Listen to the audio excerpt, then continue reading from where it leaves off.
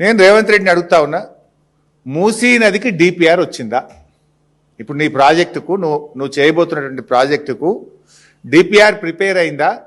DPR ఉంటే public డొమైన్లో పెట్టు, ప్రజల ముందు పెట్టు. ఒకవేళ డిపిఆర్ ప్రిపేర్ కాకపోతే ఎందుకు నువ్వు పేదల ఇల్లు కూలుస్తున్నావు? ఎందుకు ఆ పేద మధ్యతరగతి ప్రజలకు నోటీసులు ఇచ్చి నిద్రలేని రాత్రులు ఎందుకు గడిపేలా చేస్తున్నావు? నేను అసెంబ్లీ డాక్యుమెంట్ మీ ముందు పెట్టబోతా ఉన్నా. ఇది మొన్న పోయిన అసెంబ్లీ సెషన్లో జనవరి 2026. ఇది this answer is approved by honourable chief minister కింద చూడండి. ఈ సమాధానము ముఖ్యమంత్రి యొక్క సంతకంతో ఆమోదంతో ఆ శాసనసభలో పెట్టామని, ఇది శాసనసభలో ముఖ్యమంత్రి గారు ఇచ్చినటువంటి సమాధానం. Question number 1363. The details of the progress achieved regarding the Moosi revitalization project. ఇందులో ఆన్సర్ ఏమంటారంటే, the consortium will study, plan, analyze, design, prepare and submit the following DPR in 18 months from Usman Sagar to Gauravelli and Himayat Sagar to Bapu Ghat. Himayat Sagar to Bapu ghat DPR ఇవ్వడానికి 18 నెలలు పడుతుంది అని ముఖ్యమంత్రి గారు అసెంబ్లీలో ఇచ్చిన సమాధానం.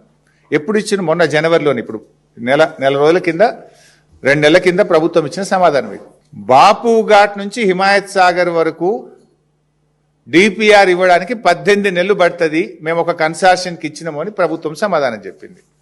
అంటే నీ డిపిఆర్ రావడానికే ఇంకా 18 నెలలు పడుతుంది.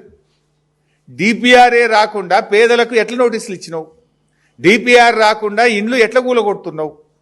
అసలు నీ డిపిఆర్లో ఏమున్నదో తెలియదు కదా. డిపిఆర్ ఏమనిస్తుంది ఏజెన్సీ? ఎంత బఫర్ ఉండాలి, ఎట్లా గాంధీ స్టాచ్యూ కట్టాలి, ఎంత దూరం ల్యాండ్ ఎక్వైర్ చేయాలి, అవన్నీ బేసిక్ థింగ్స్ ఎక్కడొస్తాయి? డిపిఆర్లో వస్తాయి. There is no DPR at all. DPR రావడానికే 18 నెలలు పడుతుంది అని అసెంబ్లీలో నువ్వే సమాధానం చెప్పినవు. డిపిఆర్ లేకుండా ఎందుకు పేదలకు నోటీసులు ఇచ్చినావు? ఎట్లా, ఏ బేసిస్లో నోటీస్ ఇచ్చినావు? డిపిఆర్ఏ లేకుండా 10,017 ఇండ్లు కూలుస్తాము అని గెజిట్ నోటిఫికేషన్ ఎట్లా ఇచ్చినావు?